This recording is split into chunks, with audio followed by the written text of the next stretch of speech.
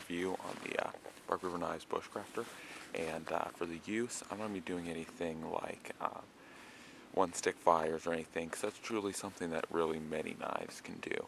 I'm going to be making a netting needle with this knife, and I'm going to be showing the entire process because it's not a super fast process, but I'll just be showing you multiple segments. But to start off, I did pre-cut this, or kind of cut out the outline, so that's one step that I've kind of already done. But right now, like I said, I'm just going to be opening up that pre-cut area, and with netting needles I do recommend you kind of pre-cut the area, and that's just generally shaping, or with the two sides you have to cut around to make the inner needle on it. I do recommend pre-cutting it. It makes it a lot easier and a lot more controllable, or at least the parts you're breaking off, it lets you control that a lot more. You can see this is pretty fast. It's doing it pretty well. I have made several other netting needles with this knife, so I know it can do it. Now the Aurora, on the other hand, could not do this task. It failed at making netting needles, and that's one of the reasons why I started doing netting needle tests on my knives, was because the Aurora could just make one stick fires and do that stuff really well.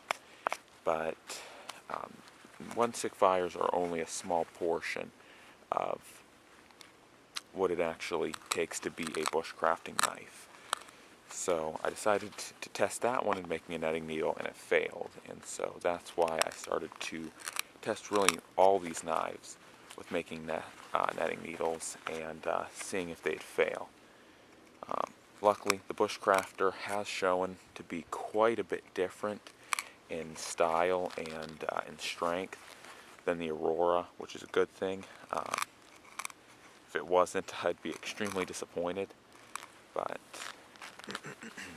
it's doing a really good job. This isn't a terribly thick netting needle, and the primary reason for that is this is primarily just going to be a test netting needle. This isn't going to be something that I'm really going to use, and I want it to be thin because, as you can see, it's kind of cold out here, so yeah. Anyways, it's working really nicely. Of course, no breaks in the tip. You can see how this might break the knife, but any strong bushcrafting knife should be able to do this.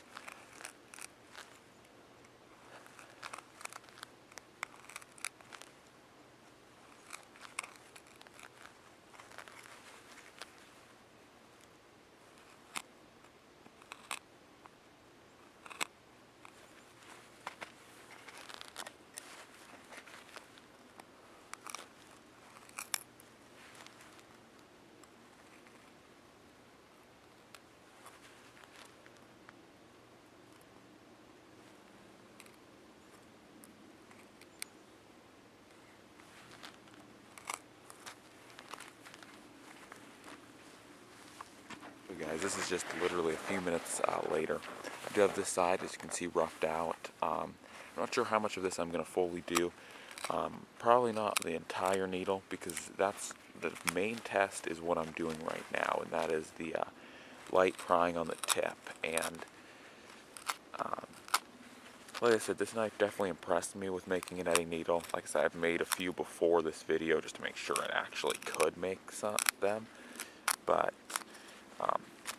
it actually is doing far better than the Aurora, because the Aurora, in all fairness, did actually make a bit of the netting needle, but then again, it did fail. So I want to make sure that this thing could actually succeed where the Aurora failed. As you can see, this isn't doing super well. This also has a few cracks in it that run pretty deep into the wood. I didn't see those at first when I was getting this wood, but now that I have this wood, I can't be terribly picky with it, so that's another reason why I probably would not use this in a real situation. But this is the general test, and just to see if it will actually survive here. You can see that was actually a pretty big piece right there. It was pretty deep. I shoved it all the way down in there and pried up with the tip. And so you can see how big that piece is. I mean, this thing can seriously do what the Aurora could not. And that's a big plus for me, especially when you realize that this knife is around $230. So,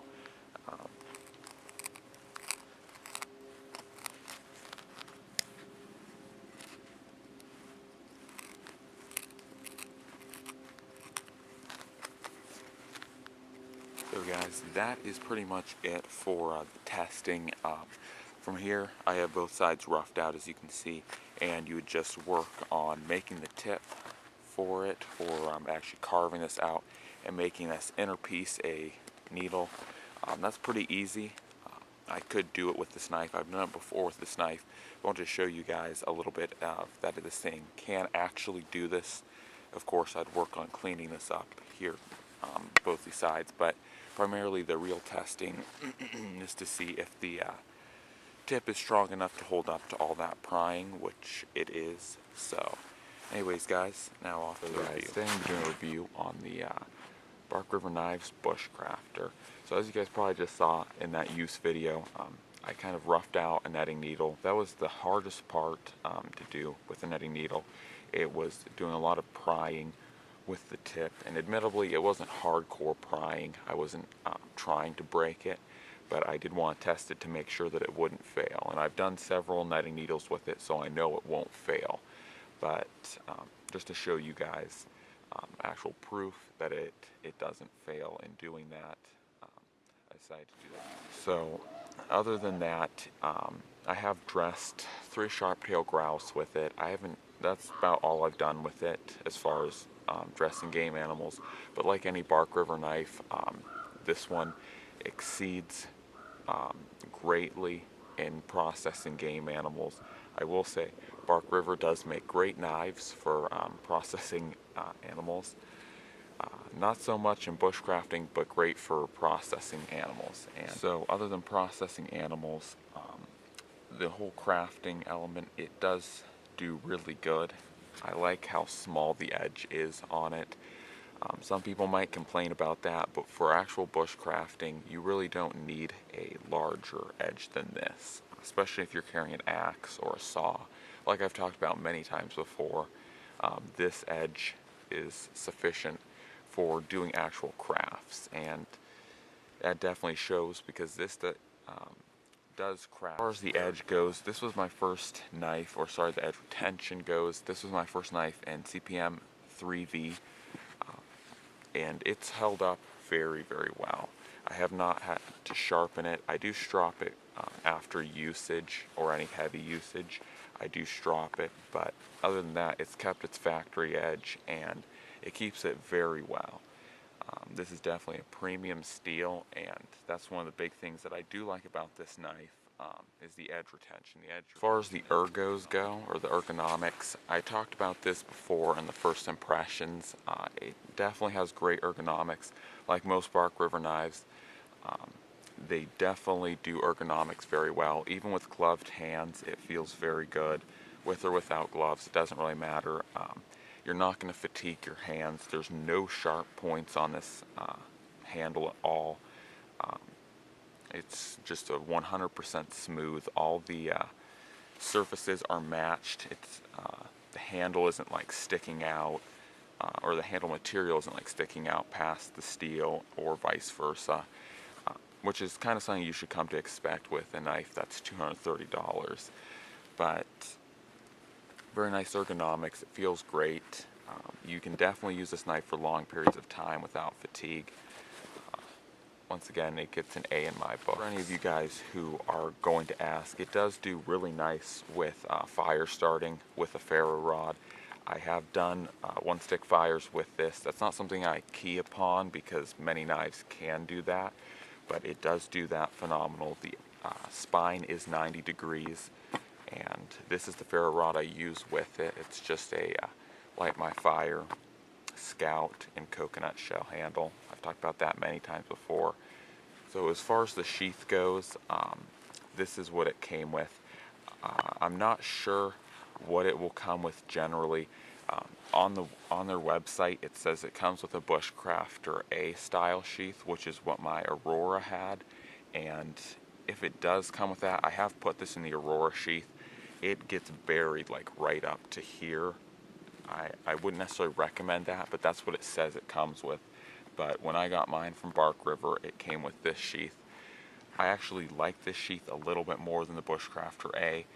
The Bushcrafter A seems to be made out of a little bit thinner leather, and it's a lot more pliable than this. This stuff here, it is also partially frozen, but it is very stiff leather. And you can see I have, or I don't know if you can see, but I have, so guys, that is kind of my overall general opinions on it. It is a great knife. It is very expensive. It's around $230 for this configuration. You can get more expensive depending on the handle you go with. I want to keep this one simple, so I just went with black canvas micarta. You can also get linen. Like I told other people, I'm not sure what that would really do because they polish these handles so smooth that there really is no traction on any of their handles, including their wood, bone, micarta, G10, all of it. They polish it so smooth that it looks very pretty, but there's very little traction on it. So the handle would be purely up to you. There's really no distinct advantage other than maybe looks. But other than that, you're not going to get any added grip from going to anything else. And that's why I kept it simple and kept it cheap and just went with the black canvas. I also it turned out pretty nice. I think it was a pretty good match. So anyways, guys, I'm out.